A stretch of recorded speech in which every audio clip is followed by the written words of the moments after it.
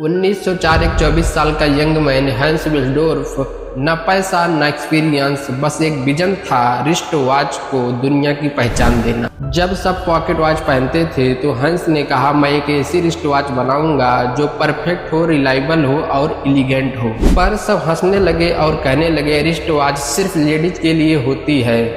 लेकिन हैंस ने कभी हार नहीं मानी। 1926 उन्होंने क्रिएट किया ओस्टर, दुनिया की पहली वाटरप्रूफ वॉच। फिर 1931 perpetual movement, self winding technology, हर रिजेक्शन को इनोवेशन में बदल दिया।